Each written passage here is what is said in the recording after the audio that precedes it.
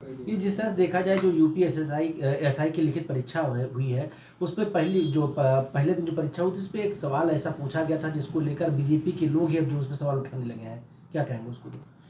देखिए, एक देखा था कि एक ऑब्जेक्टिव प्रश्न था जिसमें ऑप्शन के रूप में उसमें पंडित शब्द, ऐसे कुछ पंडित या ब्राह्मण शब्द था, जिस पर जो है कि आपत्ति की जा रही है। और विगत दिनों जो है कि एक घुसखोर पंडित नाम की फिल्म आई थी जिसको सेंसर बोर्ड से जो है कि तमाम लोगों ने धरना प्रदर्शन किया, क्योंकि किसी न किसी समाज की अगर भावना आहत होती है और ठीक नहीं होता, उस पर रोक लग गई। लेकिन एक दूसरी फिल्म जब आई, यहाँ जाति के चश्मे से देखा गया यादव जी की लव स्टोरी। यादव जी की लव स्टोरी, क्या यादव की भावना नहीं आहत होती है? यादव जी की लव स्टोरी में साफ तौर पर एक अदना भी व्यक्ति जो प्राइमरी एजुकेशन भी लिया होगा तो समझ जाएगा कि नायक, उसमें नायक की जो जिसकी भूमिका होगी वह यादव बिरादरी का होगा। लेकिन जिस तरह से जो है मृदुल तिवारी ने अपनी बहन को आगे करके एक यादव की लड़की बना करके इस तरह की फिल्म बनाए, और हमारे लोगों ने तमाम विरोध प्रदर्शन किया कि घुसखोर पंडित की तरह यादव जी की लव स्टोरी पर भी प्रतिबंध लगना चाहिए, सेंसर बोर्ड रोके। लेकिन सुप्रीम कोर्ट ने रोक लगाने से मना कर दिया।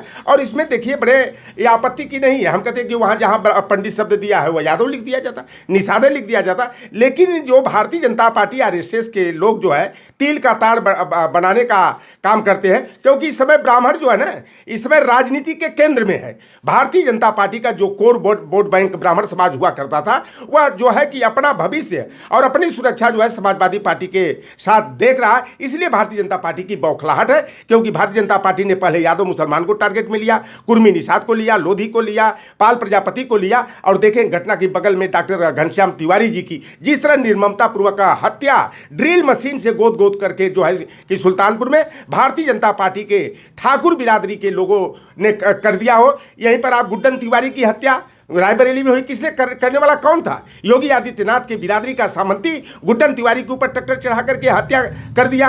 हमारे यहाँ जो है कि सीताराम उपाध्याय की जो भाजपा के कार्यकर्ता थे, बर्बरतापूर्वक पुलिस वालों ने पीट कर उनकी हत्या कर दिया, और समाजवादी पार्टी उनके साथ खड़ी हुई। चाहे वाजपेयी जी जो पत्रकार थे, जो भारतीय जनता पार्टी का भंडाफोड़ करने का सीतापुर में काम किया, उनकी जो है कि हत्या करा दिया गया। आशीष उपाध्याय का मामला बस्ती का देख लीजिए। तो ये तमाम जो घटनाक्रम हुआ, अब हम कहते हैं कि अगर मान लिया कि वो बिकरू कांड वाले, क्या नाम था, अगर विकास दुबे अपराधी थे, उनके साथ रहने वाला उमेश दुबे अपराधी था, तो 2 दिन की ब्याहता लड़की खुशी दुबे का अपराध क्या था?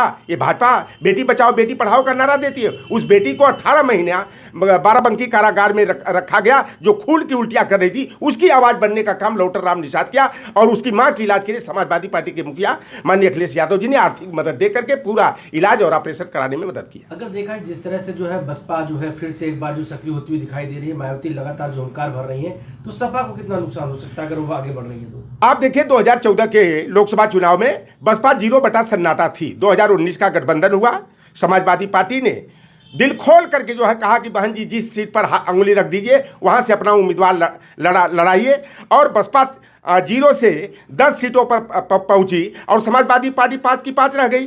भाजपा के लोग दावा करते थे कि जब 23 मई 2019 को लोकसभा चुनाव का परिणाम आएगा तो दोनों दलों के नेता अलग अलग प्रेस कॉन्फ्रेंस करते हुए दिखाई दिए। अखिलेश यादव जी ने तो आज भी बसपा और बहन जी के ऊपर कोई प्रेस कॉन्फ्रेंस नहीं किया, लेकिन बहन मायावती जी 6वें दिन ही प्रेस बुला करके सपा को आरोप लगाया कि जो सपा के कोर वोटर यादव हैं उन्होंने बसपा प्रत्याशियों को नहीं दिया। अगर नहीं दिया तो 0 से 10 सीट वो कैसे जीती? इस समय एक कहावत हमारे यहाँ कही जाती है, खिसियानी बिल्ली खम्मा नोचे। और आप बहन मायावती जी का रिकॉर्ड देख लीजिए, 2022 का विधानसभा चुनाव हुआ, उनको वोट से शेयर जो है 12.88% मिला, लेकिन लोकसभा चुनाव 2024 का हुआ तो बसपा का वोट शेयर घट करके 9.38% रह गया। तो जो कोर वोटर रहा, चमार जाटव जिसको कहा जाता, आज अपना भविष्य समाजवादी पार्टी के साथ सुरक्षित देख रहा। पीडीए का महत्वपूर्ण अंग बन करके लोकतंत्र, संविधान और आरक्षण की व्यवस्था, प्रतिनिधित्व के अधिकार को बचाने के लिए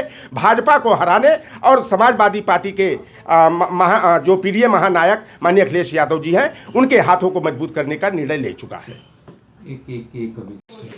पीछे वो तो नहीं है, पीछे गाड़ी नहीं में वो ठीक है।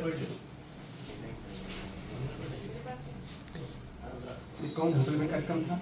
कहाँ पर? लाइब्रेरी वाला हो गया।